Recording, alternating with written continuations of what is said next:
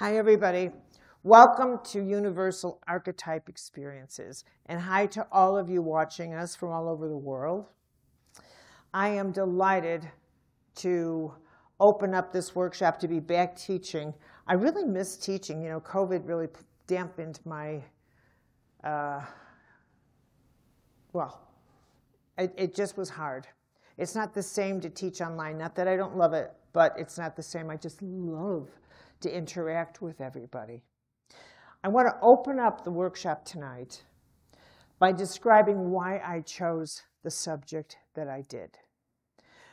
It's important for me to communicate that with you, because the one thing I know I cannot return, I can return your money, but I cannot return the time you're giving me. So I am incredibly mindful that every hour of your life that you have given me this week is the most precious thing you have. Time is our most precious commodity. And at this stage in my life, I have reached a point where how I formulate my workshops comes from a long history of having a multiple layered career as a medical intuitive and a teacher and a writer. And now what do I want to give to you that empowers you? That just doesn't teach you, but actually empowers you. And my work has led me to the realm of mystical experiences. And now that I'm 70, I can't frigging believe it. But anyway, but you know what the wonder is of that? I now don't edit myself the way I used to. And you used to think I wasn't edited before, but now I say I will share what I have experienced as a way of sharing with you why I teach what I do. You mentioned evil. Yeah, it's a very real presence in our world, and we'll get to that. In fact, I'm writing a book on it. So, I want to start by actually telling you I made notes, which for me, because I'm all over the place. And I've decided that I have to curtail myself. And the reason is because I want to teach so many things, and I have to kind of put a bit in my mouth. The first thing I want to do is share this illustration, because we're going to be using it constantly. And what I have done, I've used it before many, many, many times. But what I've done finally is I'm taking the time to articulate what consciousness is on each of these inner floors that we have. So what this building represents is that when you're born, you are a structure. And there are certain things about your structure that can't be changed. Where you're born, when you're born, the time you're born. And I want you to think about that as the structure of your building. So the building is locked in concrete. And once that building's been downloaded onto the earth, the movement is essentially up the floors. And so what these floors represent is the altitude through which you want to view the dynamics that are your life. Do you want to see it from the penthouse, or do you want to see it from the first floor? In this choice, we are all identical. And just like living in a high-rise, every floor gives you a much different view of the same address that you were living in. So you don't change your address. You don't change where you were born, who you are, but you change your capacity to understand what's going on. You widen the view. You widen the view. And as you get up, what is true, and this is the truth, as you rise up in floors, it becomes more expensive to live at a higher altitude. I don't mean that physically. I don't mean money. I mean it becomes more expensive to your psyche and soul. It becomes more difficult for you to get to a higher floor, as I'll describe. It also becomes more difficult for you to share with others what a higher floor inner life is like. At some point, here's a difference. In the lower floors, you are always asking, what's going on in my life? What's going on in my life? What's the purpose of my? So the word my is a big deal down here. Eventually, you're going to drop that word my. And you will say, what is the purpose of life? So you'll start to expand the questions that you are asking of the universe. You'll begin to include others in your framework and in your decision making. Down here, all you care about is yourself. What's this going to cost me? Da-da-da-da, your own survival. We, as a species, have to mature in our thinking and in the size of our capacity and the size of our heart to include other people in our calculations. We start with people we know, children, family, but it takes a great deal of evolution to include in your calculations people you don't know, just because we share the planet with them. Just because we share the planet with them. Just because one of the things we're going to deal with is are the mystical laws. Because up here is the consciousness where you actually start to recognize what is in one is in the whole.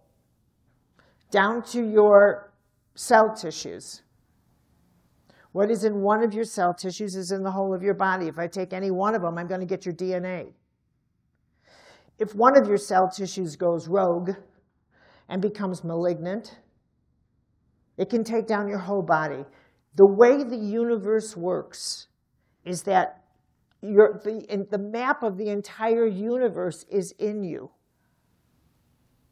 All the truths that God has ever taught, that Buddha has ever taught, that Jesus ever taught, that Islam ever taught, are actually in our bio-spiritual ecology. What is in one is in the whole. Now, all of you have begun to experience that truth by the way you now handle an illness. All of you are now accustomed to going to a doctor and wanting to be treated holistically. So the holistic model has downloaded into you. But what we have done is we do not apply that holism to anything else. We don't think, if this is the way my body works, I wonder if this is the way the universe works. We don't do that. We don't do that. We haven't gone that far. We haven't yet seen the world through that lens. But it's time. But it's time. Wait a minute. Who took my notes?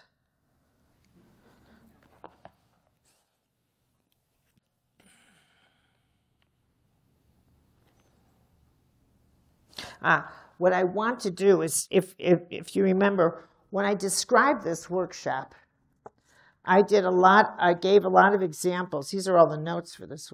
We've got to get through, but we will do it. I said there are archetypal experiences that I want to describe that are common to all of us.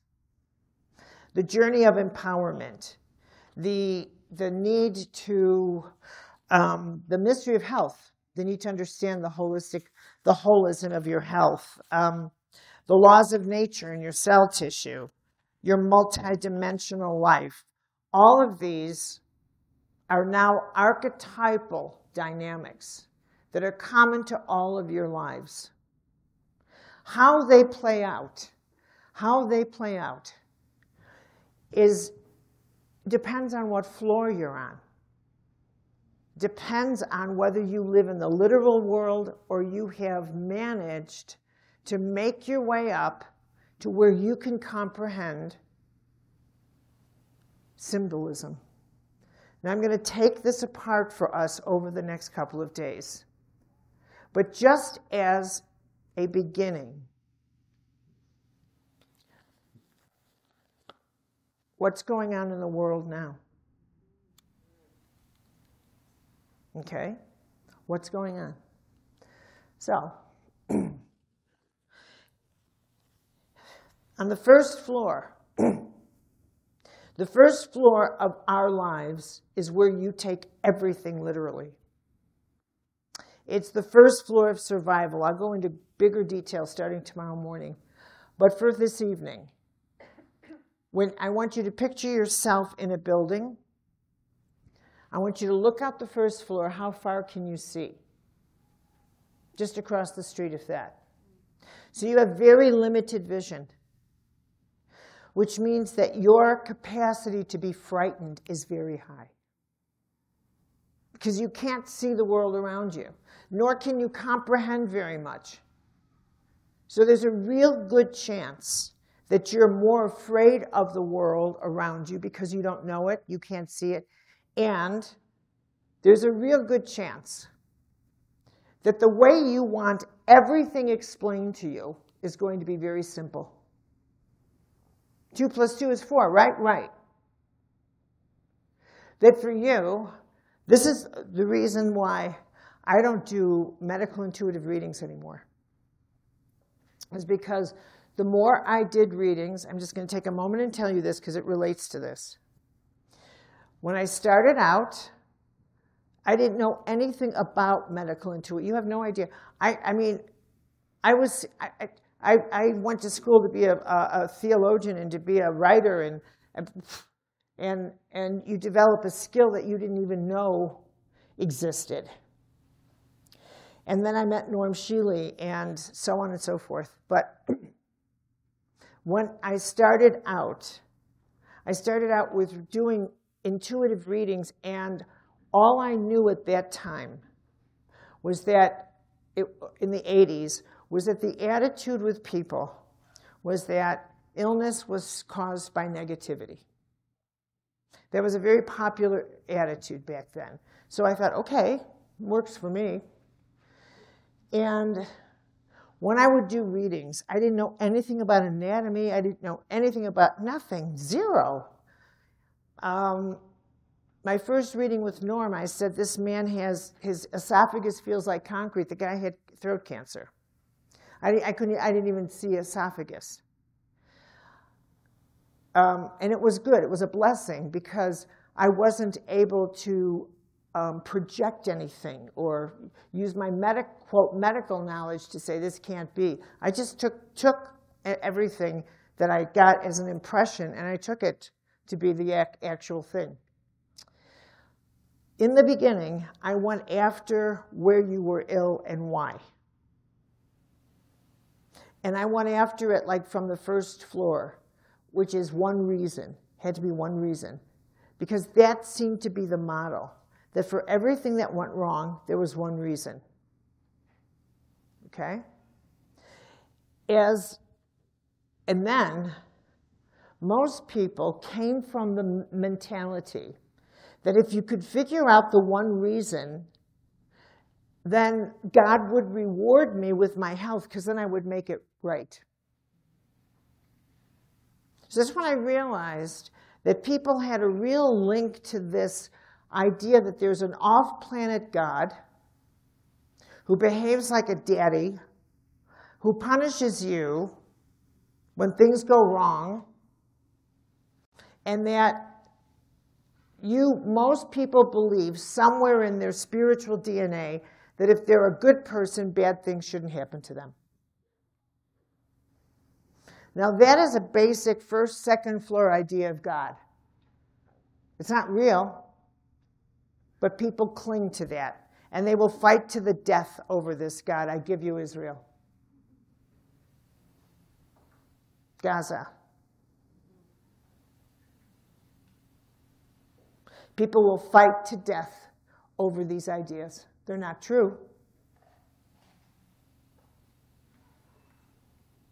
Okay? And what people want are the simplest explanation for why bad things happened. And so when I was doing readings, here's a person who's in their 50s, 60s, 70s, 40s, and they think one trauma from their childhood is the reason why here, decades later, they have fallen apart, connected to one trauma. What about all the negative things they did before? What about things that weren't negative that are affecting them? What about, as I learned years later, when I was able to comprehend this, you're being influenced by lives you have yet to live. Okay? I couldn't see it then. But eventually, this model of one thing for one thing didn't make any sense to me. It didn't make any sense. But it was what we want on the first floor of our lives. The simplest explanation, the fastest. And so when we look at the problems of the world, we look and we walk out the street and we say, it must be their fault, must be their fault. That's all there's to it. Now, as you, in your own life, as we will work in this workshop, with every floor you go up in your consciousness, what you are actually doing is negotiating your relationship with time, space, light, aging. You are actually negotiating. You are moving into timelessness. Kairos time. Oh yeah, I'll say it many times. But here's a simple, here's a simple Kairos. Yeah, here. This is Chronos. And this is Kairos, K-A-I-R-O-S. Okay, this is, we'll call it present time. Present time.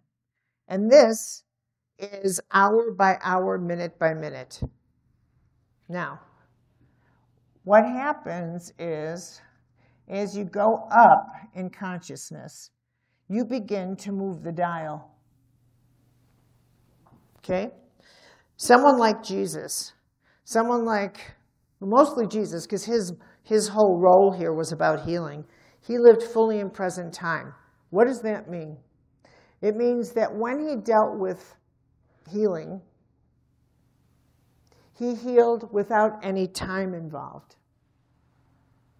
He said, you're healed. So he healed at the speed of light, translated at the speed of God. God is light, love, and law. So he healed at the speed of God. Done. There was no matter, M-A-T-T-E-R, weighing him down. What we're going through here are the levels of what Buddha would call illusion, that we cling to, that we think are real. And what that creates in us is psychic weight, W-I-G-H-T, and that equals weight, time. That's how you create time. The more you hang on to. Because eventually in my work, I wrote Why People Don't Heal. And I had to look at what makes people not heal. How come some people heal faster? How come some people... What is this relationship here? Right? Eventually, I realized that it wasn't about anything more than power, the way we manage our power. Everything is about power. The way you manage. Every single thing you do, say, think, feel, wear, is a power calculation. Absolutely everything. There isn't one thing you do that isn't a power calculation. Not a thing. Not a thing. Everything is. Someone goes like this. I've gutted you. How long did that take? Gutted you. Like this. That's all it takes. Okay? Power calculation. Right? This is the world what Buddha would say is an illusion. That's how fast we lose power. That's how fast. And what Buddha says is, this world's a big illusion. You got to learn not to attach yourself to what that person thinks of you, to thinking that that person has any power over you. These are the things we're going to go through. What are your attachments that causes you, and these mythologies, that if I'm a good person, bad things won't happen to me. What happens when they do? And how do you know what a bad thing is? It's just a thing. It's just a thing. It's the same way when we want explanations for something, and from our first floor, we decide that the way we will organize the power in our life is we will decide who the good guys are and who the bad guys are. Those are the good guys, these are the bad guys, and that's all there's to it. That's all there's to it. And that allows you to organize your power and your narratives. If I were to say to you, look, this is just going to be real fast. Get in the elevator and get up here. And to get you up here, I have to get you out of your bodies and who you are. I have to get you out. You can't have any attachment to your history, to where you came from, to what you believe. The journey up your floors is going to strip you of everything you think you are. I won't even let you have an opinion. You're not even entitled. You're not entitled to anything, and certainly not an opinion. But in order for you to access this, this is where you are in your immortality. And you are able to comprehend, to engage with what is going on in terms of human evolution. You are able to engage in looking at life without judgment, without the lens of who's right, who's wrong. Rather through the lens of a cosmic lens without judgment, that what is taking place in this moment in time,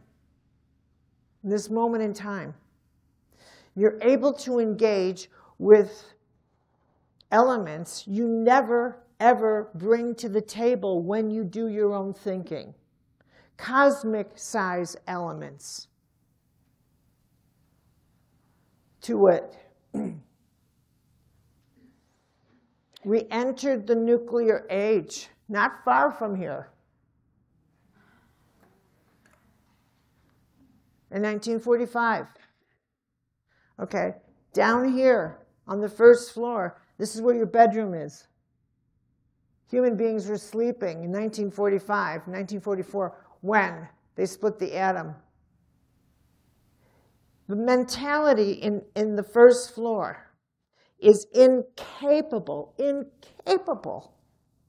of including the cosmos in your thinking, of including mythology, symbology. It's incapable. You have to earn that altitude.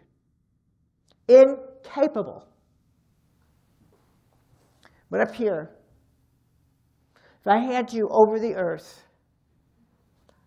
you would see in that second that the earth shifted on its axis.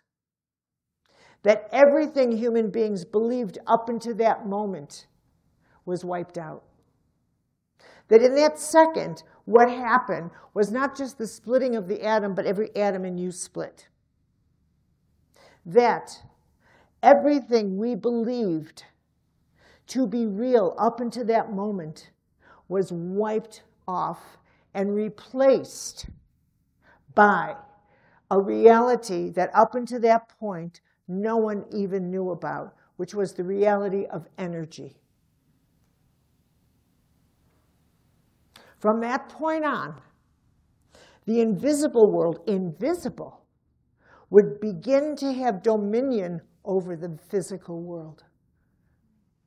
Now, in what other universe does that happen? Mystics. That's what the mystics have been screaming for thousands of years. But now we have scientists who are saying energy is conscious. Conscious. Mystics have said that forever. They don't believe them. But the scientists have said that. But we also did something. We unleashed the capacity to destroy ourselves. That is the greatest cosmic sin a society could ever do. Now, what happened to human nature? Deep in our unconscious, it was like human nature had to move forward in its own evolution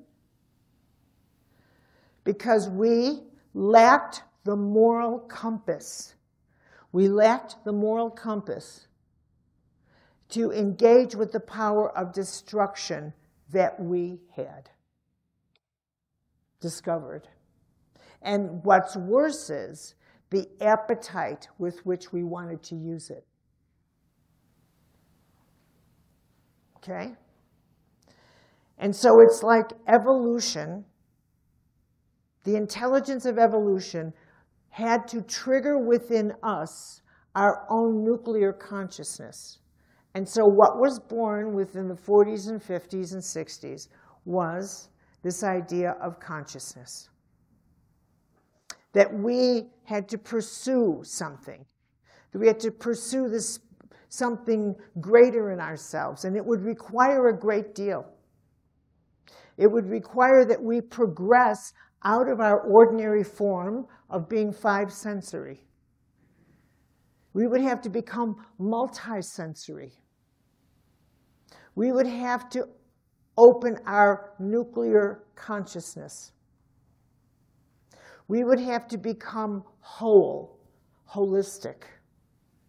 We would have to become a planetary community. We would have to become a conscious species. And so it put us on fast forward here. Now, when these events, if you come up here and start looking at global events through that lens, what does it take to move us into a global community, but confront everything that prevents it? Are you with me? The way the universe works, we're going to go into the mystical laws. The nature of God is law. There is no off-planet God that looks like us. Are you aware? There is no God that has a religion. If you want a religion, have one, but there's no God that has a religion. Get the proportions straight. There is no God that is a Catholic or is Jewish, is Muslim, nothing. There's only the divine force. If you want a religion, have a religion, I don't care. But don't think that your God has that religion. Don't go there. That's what gets people in trouble. That's what's getting us in trouble.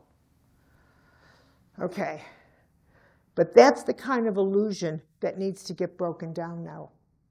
or we'll never be one planet. The way the universe works, the way God works, the way heaven works, heaven is law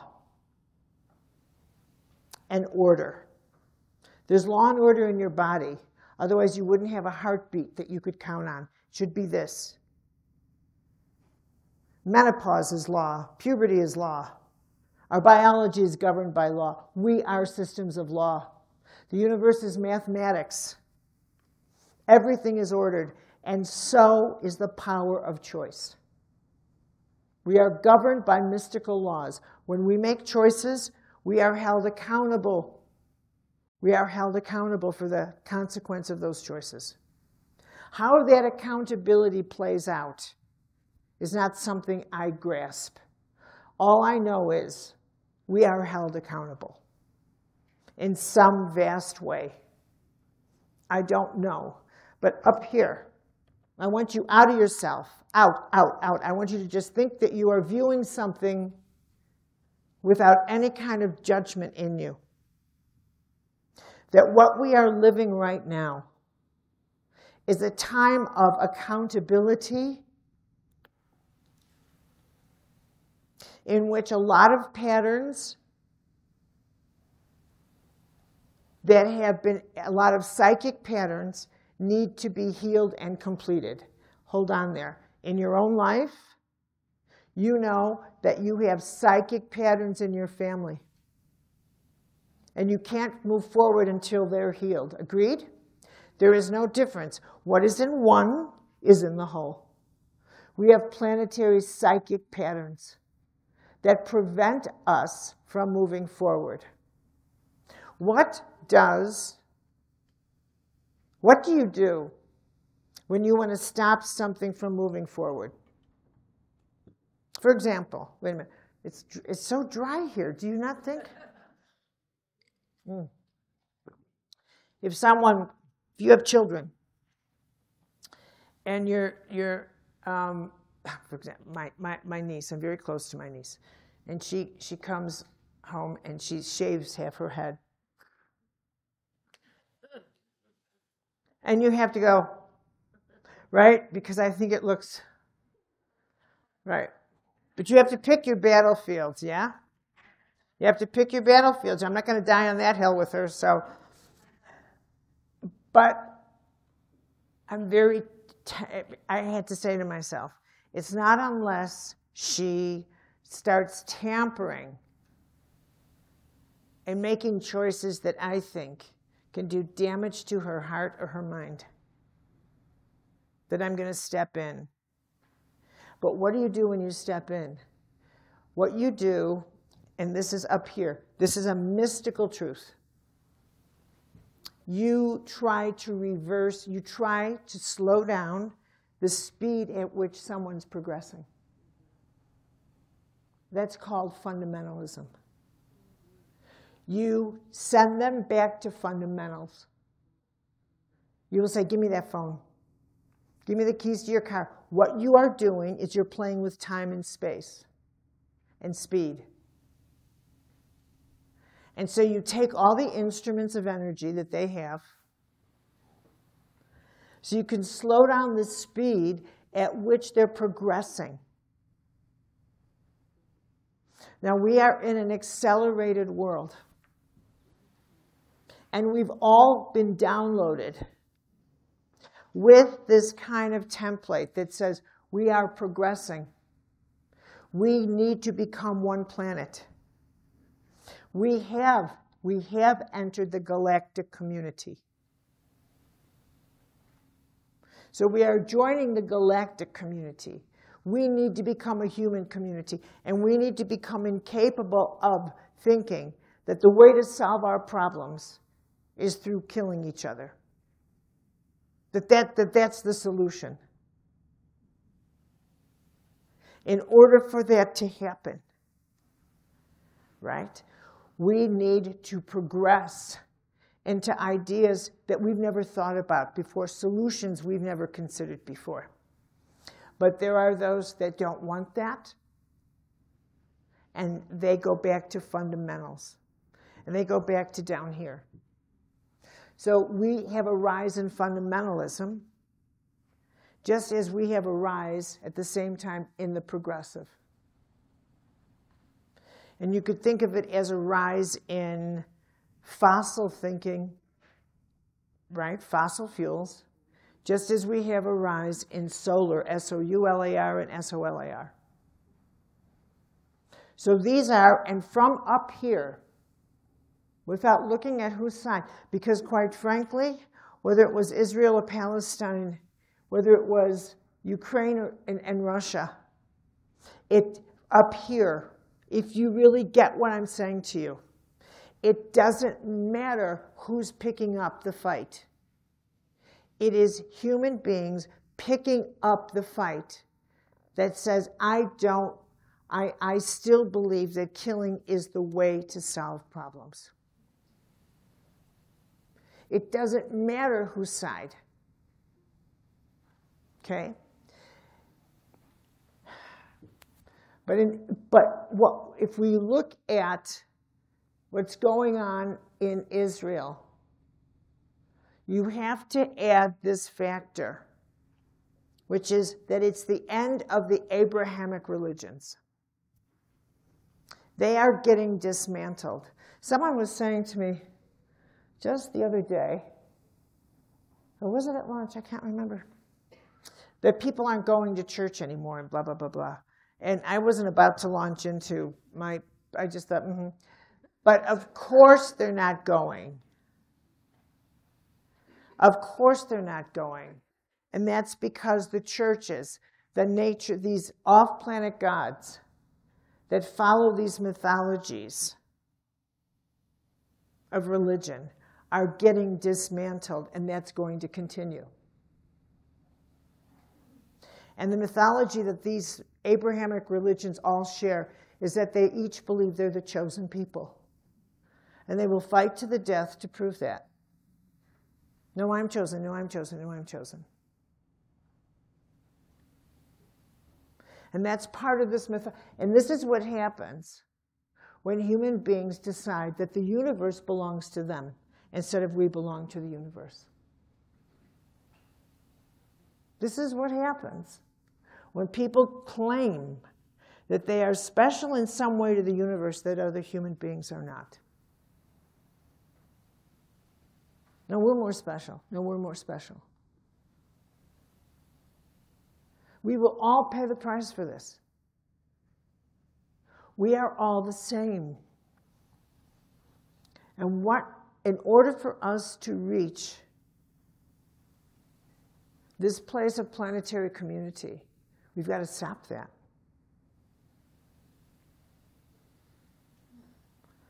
And I don't know that we're going to get through this passage.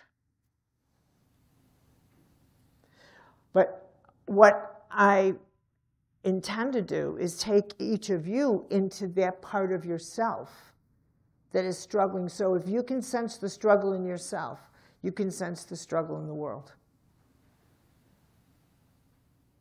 But I tell you the truth, if you can change it in yourself, you have changed the world. And that too is a mystical truth. If you can change one part of this struggle in yourself, then you have contributed more light than you will ever know. And I actually believe that we are living at a time when all of us are being drafted into the light or the dark. So that everything we do actually matters more than you can't comprehend it down here. Because down here, you still measure the significance of your life by size, weight, what it looks like in money. You have no idea that up here, the size and power of your life deals with how well you manage your soul.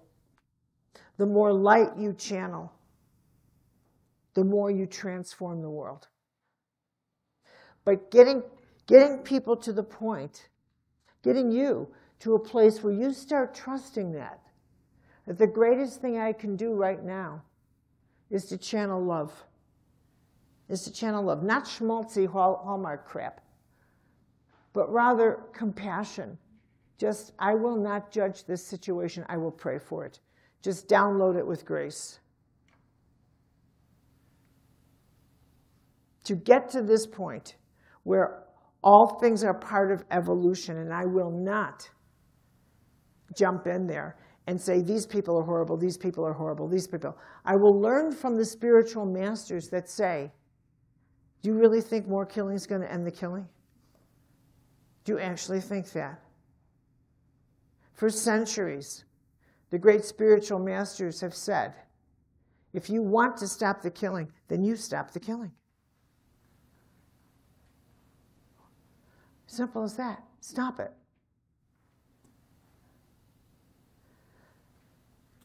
So, what we're going to do is we're going to go through each of these floors, and you're going to go through yourself as I go through these floors. And then we're going to talk about these archetypal experiences because they will play out on whichever floor your consciousness is on. Because that's the way that's the way the universe is designed. So that the universe you will experience something on the floor where your consciousness is. If you need it at the physical level, look, I'll give you an example. How many times people will go in to a room, they'll come home to their family, and they'll say, what's going on here? And you get an intuitive hit. Maybe the intuitive hit is, you know, your kids stealing cars or something like that, right? Hanging out with Martians, who knows? All right? And you think, oh my God, I don't want it to be that. So what you do, here, you get a hit. A hit is a light bulb. Don't we often say we've been hit by lightning? That's the metaphor we use. But you think, oh no, I don't want to deal with Martians. That's not happening. Okay? So what you do is you draw up another narrative for yourself. Now really, what's really going on is his shoes are too tight. You start telling yourself something else. And what you're actually doing is creating psychic weight to slow down the speed of the consequences of what's really going on. You say that again? You want to slow down the speed of realizing the consequences of your son hanging out with Martians.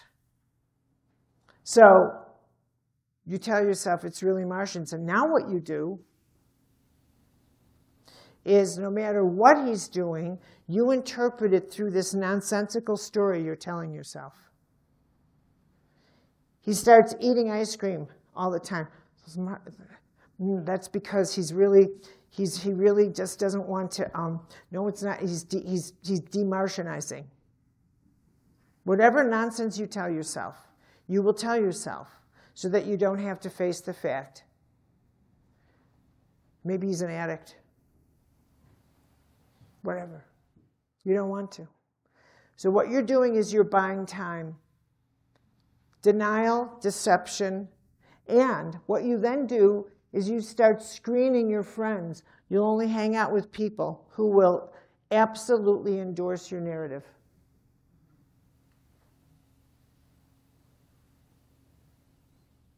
Only hang out with people who endorse your narrative, because you can't afford to have someone hit the truth light.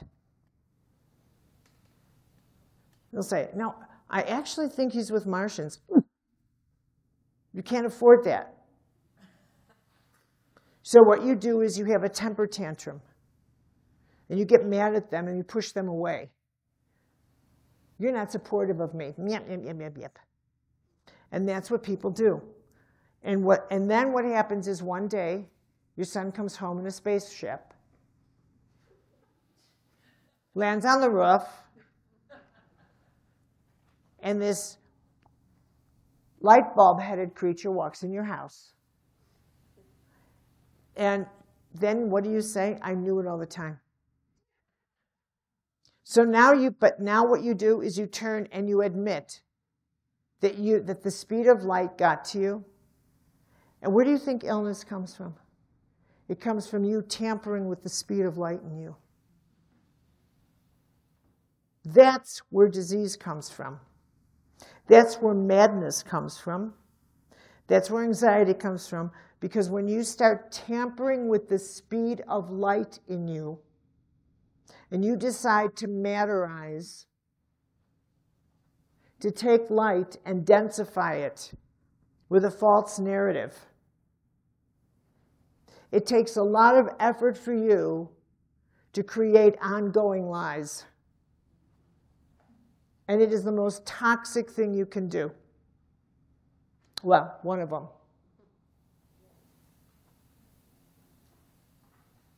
Okay? And so you're creating, and as you go up the floors in your building, you start understanding how the laws work. And it means you have to live by the laws. And so when you get hit with the light, you have to respond to it. You don't get to create a narrative anymore. You don't get to lie to yourself. And what that does is it changes the speed at which you start comprehending things. So you start moving faster on your inner world than people you live with. Now, just as an aside, part of what we have to talk about is why the development of your inner soul self-esteem is so important. Because as you are able to perceive what others cannot see, you cannot still be so weak in your self-esteem that you need approval. You cannot. You cannot go to people and think, I saw this, do you think it's possible? You think, why me? Am I going crazy? No, stop it. That's why this development of yourself has to happen as a package. You know what I realized, like, in healing? Like, how come more people don't heal instantly or more rapidly? Why do they heal at the first floor, the speed of time, where your bottle says, take this for 6 weeks, which means you're going to be sick for 6 weeks? It says right here, I will be sick for 6 weeks. Whereas as you go up,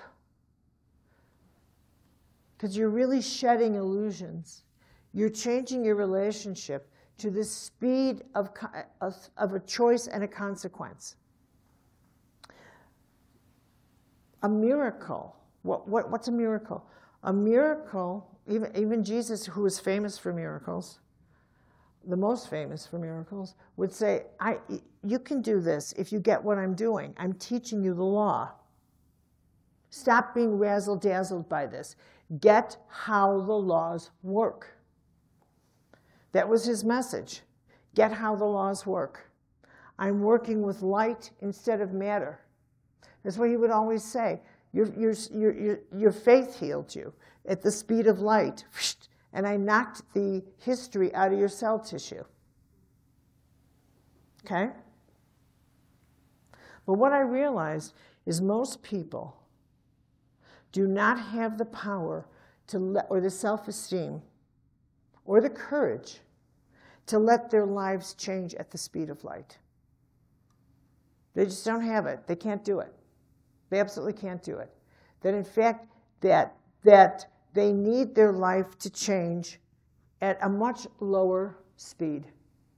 Even when the possibility is that they could change at the speed of light. And they don't have the self-esteem yet to be given an experience like a miracle, which is an experience that is completely subjective. In many cases, you can't prove you can't prove a miracle. It either is or it isn't. There's a whole big, office in Rome that's all about studying miracles and investigating, right? But what if someone came up to you and said, I can't believe you were even ever sick? And you didn't have the stamina to withstand the onslaught of people who don't have faith. All it would do is create another disease in you. Rage. You have to be able to handle the fact that people don't believe and don't understand the speed of a miracle, of what a miracle is. And that heaven can bend the laws just for you.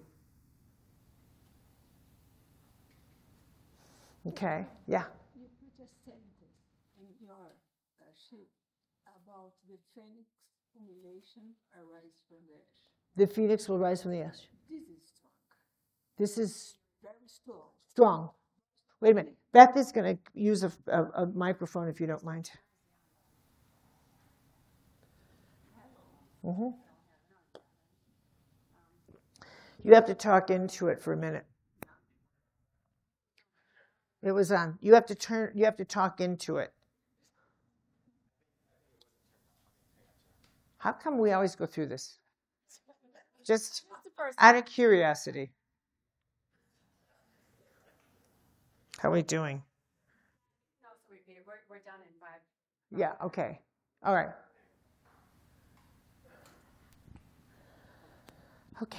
Hello, Karen. Hello, darling. I'm Vania from Brazil, and it's so strong what you put in your formulation in your course about the phoenix. Phoenix. Yeah, and humiliation arise from the ash. And yes. I think it's about this. Yes. Yeah, you go up if you go through the humiliation and everything. With the phoenix, what the phoenix is, the phoenix to the ashes is the law of death. It is the mystical law of the cycle of life.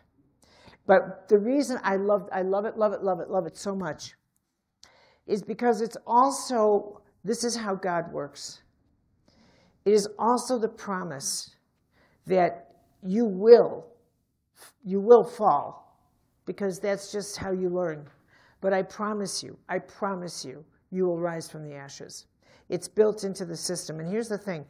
The universe builds these laws, gives you this promise that even if you don't believe, even if you are a horrible person, even if you are this, that, and the other, it doesn't matter. The phoenix is a promise.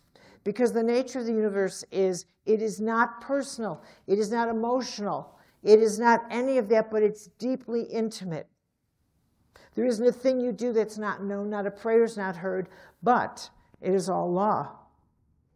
Which means we will have our phoenix experiences, but it's not, there's nothing in this. This is, as we go up, you finally get that there's nothing in the universe that's personal, though we have a personal experience of it.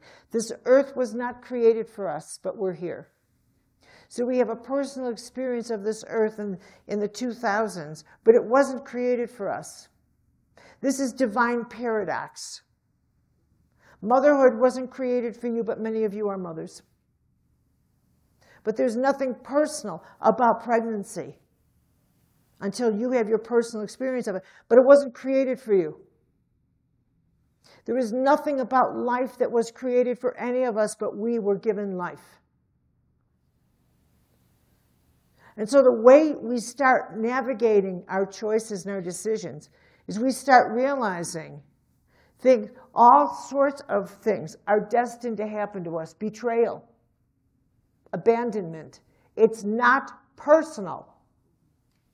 Now, we can take it personally, and when we do, we create psychic weight and we anchor ourselves. And we start telling ourselves narratives that are simply not true. But they support us because here on the first floor, we want to punish someone. We want to make someone feel bad. We want to just make them, oh, you horrible person. But you don't realize that you are hemorrhaging. It's not them. You don't get it. You don't get the consequences of that decision.